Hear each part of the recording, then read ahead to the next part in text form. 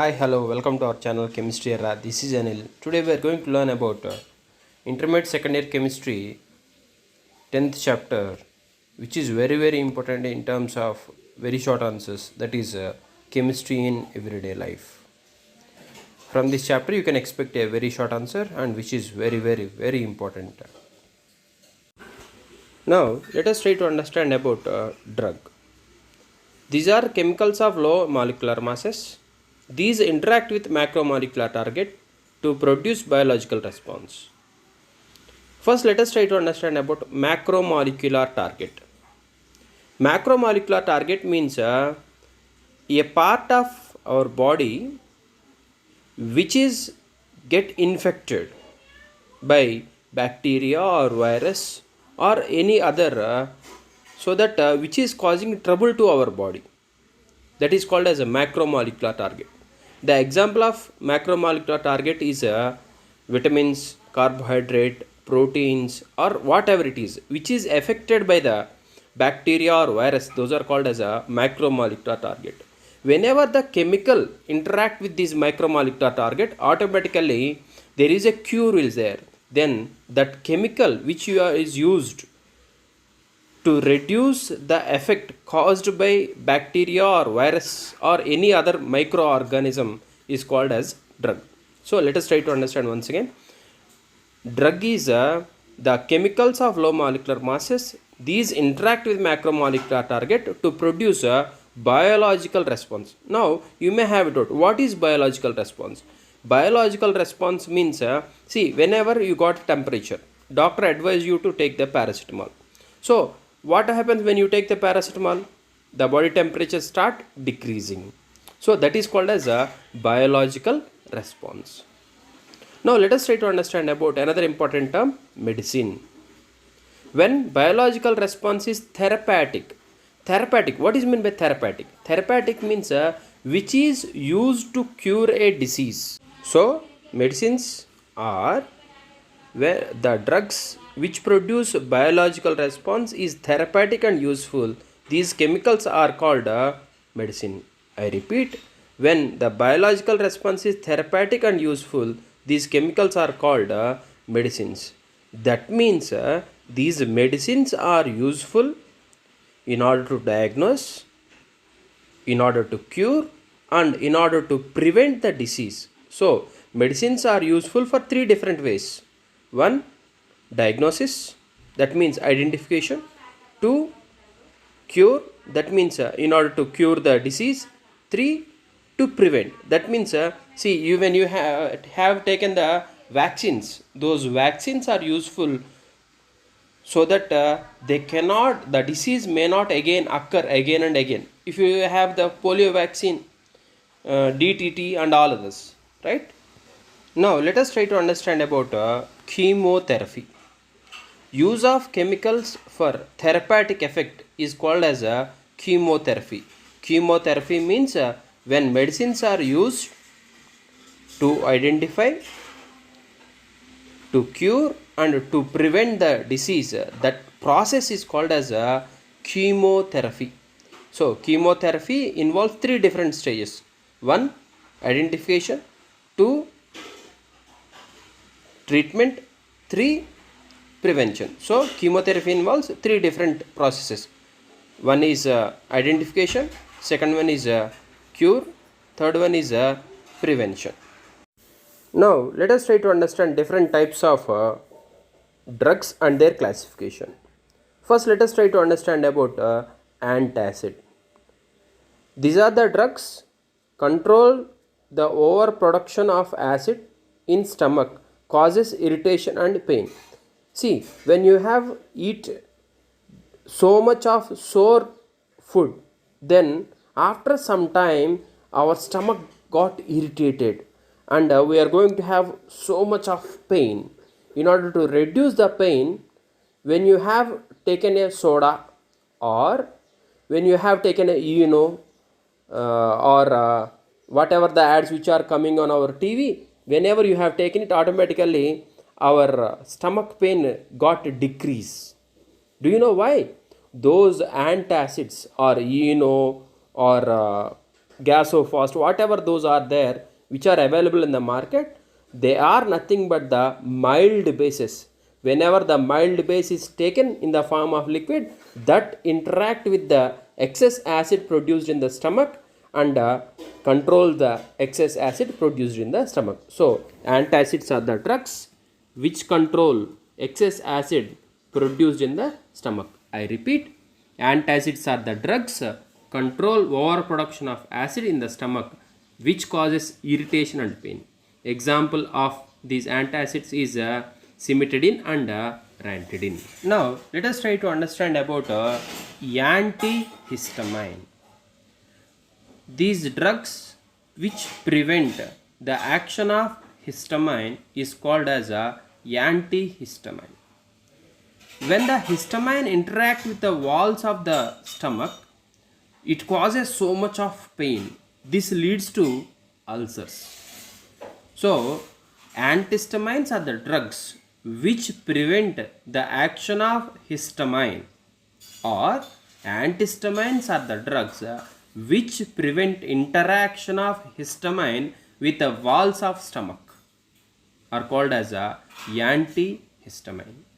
Example of antihistamine are bromoferin and terriferin. Now let us try to understand about tranquilizers. The drugs which used for treatment of stress and mental disease are called as tranquilizers. See, so recently you have seen the death of Sushant Singh Rajput, who had committed suicide because of stress. And there are so many mental diseases are there which can be cured very easily by using tranquilizers. So tranquilizers are the drugs which used for treatment of stress and mental disease are called as tranquilizers. So tranquilizers major aim is to relax the excited mind. So in order to calm down those stress, in order to relieve the stress, I personally suggest to do yoga and meditation. Next, let us try to understand about analgesics.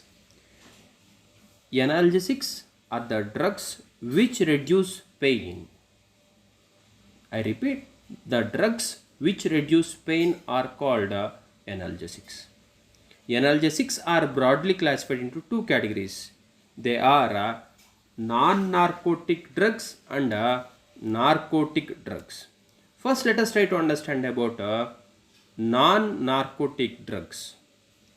See, when a person is there who is having so much of anxiety to smoke, if you stop that person also, he won't listen to us. He used to have the habit of smoking. That means he has addicted to it. So there are some persons out there who are taking the cocaine. Those are giving relaxation. Those are giving relaxation towards your pain. But if you have taken that drug for a long time, it affects the central nervous system. So narcotic drugs are the drugs which relieve pain, but after taking them for a long time, which causes harmful effect. Those are called as narcotic drugs. Example of narcotic drug is morphine, codeine, cocaine and all others. Next, let us try to understand about non-narcotic drugs. The drugs which are used to reduce pain, even the drug is taken for long time also, it may not cause much harmful effects to central nervous system, are called non-narcotic drugs. That's why without having doctor advice, I request all of you, don't take any medicine, because taking medicine for longer time will always affect our human body. So analgesics are broadly classified into two categories. They are narcotic drugs and non-narcotic drugs. Narcotic drugs are the drugs which relieve pain, but if those drugs are taken for a long time, those may affect central nervous system. Whereas non-narcotic drugs are the drugs which relieve pain, even though if they are taken for long time also, they may not cause any harmful effect to the human body, are called as a non-narcotic drugs. Next, let us try to understand about antimicrobial. The drugs which is used to kill the microbes called antimicrobial drugs. Because of certain microbes, our body gets affected.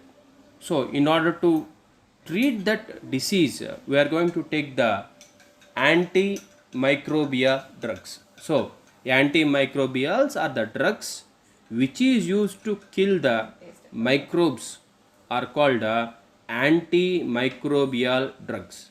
Example of antimicrobial drugs are Zithromax. Next, let us try to understand about antibiotics. I think all of you have learned about the great scientist Alexander Fleming, who had introduced the penicillin. So, what is antibiotic? Antibiotic is a substance produced wholly or partially by chemical synthesis, which in lower concentration inhibit the growth or destroy microorganisms by preventing in their metabolic process. Simply, I will say this: antibiotics are the drugs which are produced from microorganisms and used to kill the microorganisms. I repeat, antibiotics are the drugs which are produced from a microorganism and used to kill the microorganism. So, those are called as antibiotics. I repeat, antibiotics is a substance produced wholly or partially by chemical synthesis, which in low concentration inhibit the growth or destroys microorganisms by preventing in their metabolic process. Example of antibiotic is penicillin, which was invented by the great scientist Alexander Fleming. And another important antibiotic is chloramphenicol. Next, let us try to understand about antiseptic. I think so many of you have listened about this antiseptic. So, what is antiseptic? These are applied on the living tissues such as wounds and cuts, ulcers, and diseased skin surfaces. So, what is the role of this antiseptic? Antiseptic are the drugs which prevent or which kill the microbes which are occur on wounds or cuts, are called as antiseptic. Generally, whenever our skin got cut, immediately our mother or in our school our PD sir immediately applies Dettol on it. So, what it will do? It does not allow the microbes get into our body. So, the example of antiseptic is furacin and soframycin. Now, generally in our school or in our home, we are going to use this Dettol. So, what a Dettol consists of? Dettol is a mixture of chlorhexidine and terpinol. So, chlorhexidine and terpinol. Sometimes we are going to use the tincture of iodine also. So, this tincture of iodine is nothing but 2 to 3% alcohol water mixture. So, tincture of iodine is 2 to 3% alcohol water mixture. Next, let us try to understand about disinfectant. Disinfectant, these are applied on intimate objects such as floor or drainage system or instruments. So many of you have gone through this word also, disinfectant. So, the difference between antiseptic and disinfectant is antiseptic are applied on the living tissues, whereas disinfectants are applied on the non-living tissues. So, disinfectants are applied on intimate objects such as floor or drainage system. Disinfectant also do the same work, which does not allow the growth of microorganisms. But disinfectants are applied on the floors, drainage system, instruments and all others, whereas antiseptics are applied on the living tissues. Next, let us try to understand about anti-fertility drugs. I think all of you know about fertility. Fertility means when sperm interact with ovum, it forms a zygote. The process is called as fertility. In certain unexpected things may happen. So in order to avoid the fertility, we are going to use some drugs. Those drugs are called as anti-fertility drugs. So these drugs used to control the pregnancy in women are called anti-fertility drugs. I repeat, these drugs used to control the pregnancy in women are called anti-fertility drugs. Example of anti-fertility drugs is norethindrone. Next, let us try to understand about another important classification of chemistry in everyday life, that is chemicals in food. In that, first let us try to understand about artificial sweetening agents. The chemicals are added to food to increase the sweetness are called artificial sweetening agents. I think so many of you have seen sugar patients using certain tablets in order to have the sweetness. So what they are going to do, they gives the sweet taste, but they do not increase the glucose level in the blood. So those are called as artificial sweetening agents. So I repeat, the chemicals are added to food to increase the sweetness are called artificial sweetening agents. Example of artificial sweetening agents are saccharin and aspartame. Next, let us try to understand about food preservatives. When the food is kept outside for a long time, we are going to have a very bad odor. That indicates the food get poisoned or the food is spoiled. In order to avoid that, we are going to add certain chemicals. Those chemicals are called as food preservatives. These are prevent spoilage of food due to microbial growth. Generally, in order to store the pickles for a long time, sufficient quantity of salt is added. That salt does not allow the growth of microbial growth and it preserves the pickle for long time. The example of food preservatives is table salt. Next, let us try to understand about antioxidants in food. When the apple is cut, when it is kept it outside, after some time the color of apple changes. In the same way, whenever a fruit is cut into half and kept it outside, after some time the color get tarnished because of oxidation. So in order to avoid that, certain chemicals are added. Those are called as antioxidants in food. These are important and necessary food additives which prevent oxidation of food. Example of antioxidants in food are BHT and BHA. The full form of BHT is butylated hydroxytoluene and butylated hydroxyanizole. Next, let us try to understand about another important category in chemistry in everyday life. Those are cleaning agent. Generally, in order to clean our body as well as in order to clean the dirty clothes, we are going to use surf, Medimix and all others. First, let us try to understand about soaps.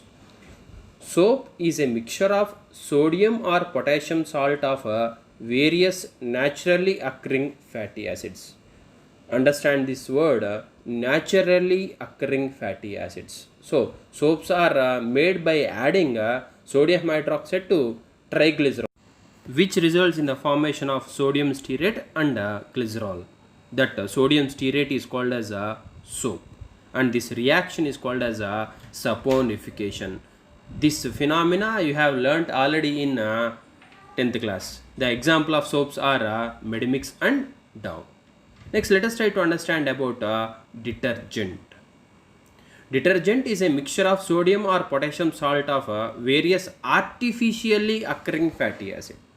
In case of soap, soap is a mixture of sodium or potassium salt of various naturally occurring fatty acids, whereas in case of detergent, detergent is a mixture of sodium or potassium salt of various artificially occurring fatty acid. So detergents are made from artificially occurring fatty acids, whereas soaps are made from naturally occurring fatty acids. Example of detergent is Rin, Tide, Surf, etc. Next, let us try to understand the difference between soap and detergent.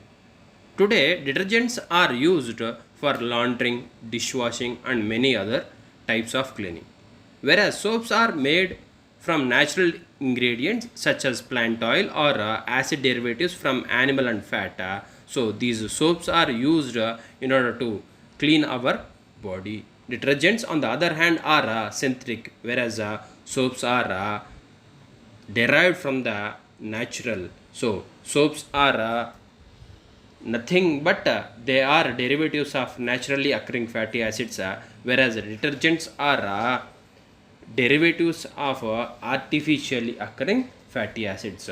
Soaps are used to clean our human body as well as the pets and all, whereas detergents are used in order to clean the utensils, and it is used for the laundry and all other different purposes. Next, let us try to understand different types of detergents. There are three different types of detergents are there. They are anionic detergents, cationic detergents, and non-ionic detergents. We are not going in depth of it. Let us try to understand the example for each. Anionic detergent example is sodium lauryl sulfate. Cationic detergent example is cetyl trimethyl ammonium bromide. Example for non-ionic detergent is a mixture of stearic acid and polyethylene glycol. I hope you have understand this topic, chemistry in everyday life. If you like this, please like, share, and subscribe. And if you have any doubts regarding this topic, please mention them in the comment section, and don't forget to subscribe. Thank you very much.